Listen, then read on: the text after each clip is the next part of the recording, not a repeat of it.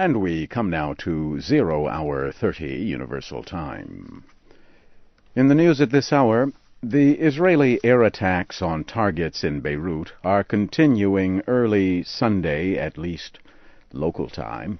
At least 32 people were killed on Saturday. Most were civilians. Israel destroyed coastal radar centers and buildings used by Hezbollah and Hamas militants in Beirut and Baalbeck.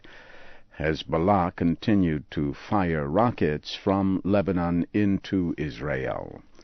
About 100 Lebanese have died since the fighting began on Wednesday. Since that time, Hezbollah rockets have killed 4 Israeli civilians. On Lebanese television, Prime Minister Fouad Siniora appealed to the United Nations to help negotiate an immediate ceasefire. The Secretary General of the Arab League says the Middle East peace process is dead. Amr Mussa spoke in Cairo after an emergency meeting of Arab foreign ministers. The meeting was called to discuss the Israeli offensive against Lebanon and the Gaza Strip. Mr. Mussa said Arab ministers are calling on the United Nations Security Council to stop the fighting. Earlier on Saturday, in St. Petersburg, Russia, President Bush blamed Hezbollah for the increasing violence in the Middle East. He called on Syria to get the Lebanese militant group to disarm. Russian President Vladimir Putin said he believes Israel's aims go beyond the return of its captured soldiers. Mr. Putin said the issues could be settled peacefully.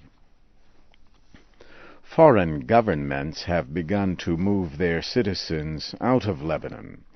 The American Department of State is working with the Defense Department on a plan to move Americans to Cyprus.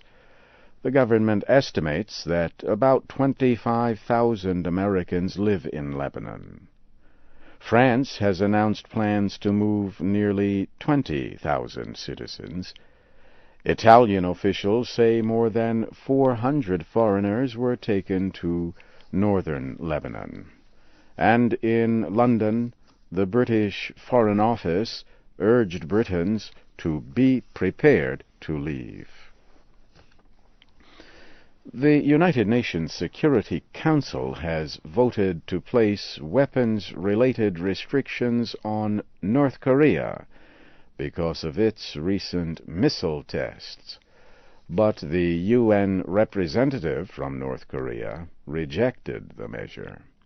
Park Gil-yon said its aim is to pressure the North.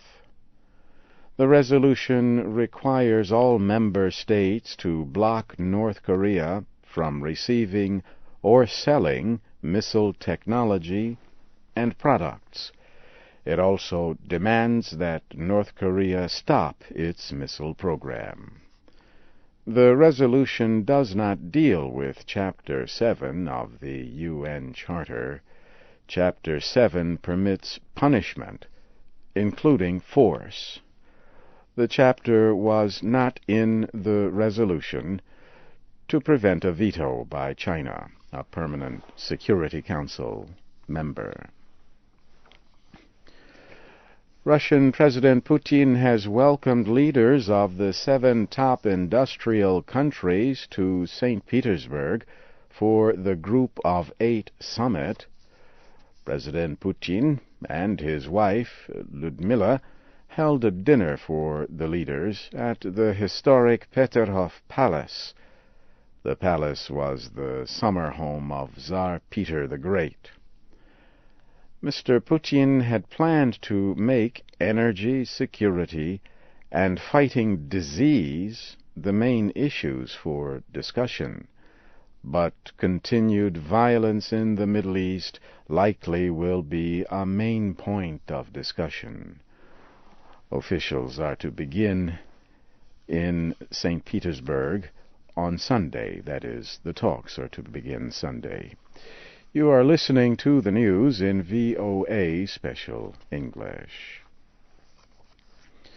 The President of Ukraine, Viktor Yushchenko, has told lawmakers to form a government in 10 days. If this is not done, he said, the country may have to hold new elections.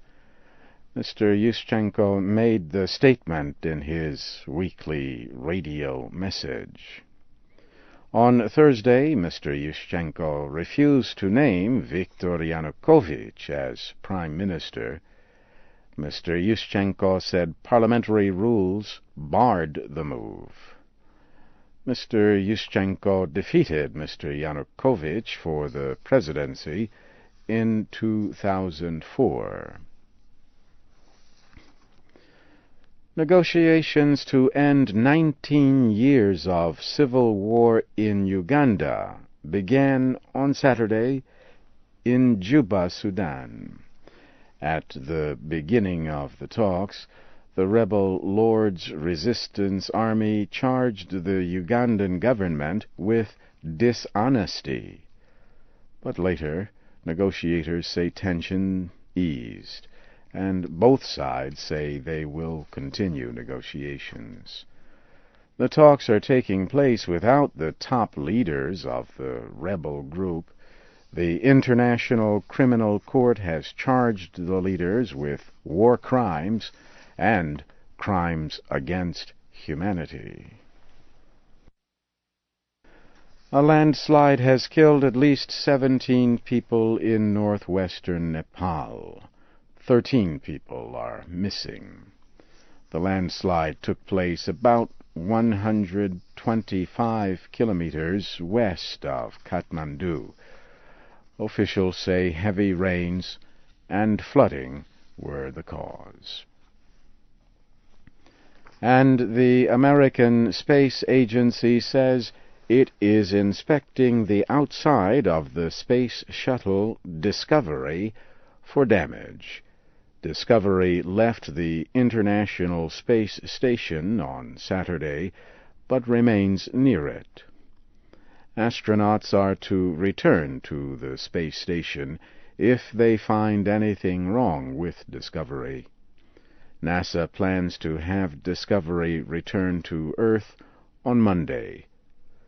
On Sunday, NASA expects to announce if Discovery can land as planned. NASA does say there is a leak in the landing equipment of the space shuttle, but it says the leak is not a danger to the astronauts inside. And so, briefly now, here again is the major news of this hour. The Israeli air attacks on targets in Beirut are continuing early Sunday, local time. At least 32 people, mostly civilians, were killed on Saturday.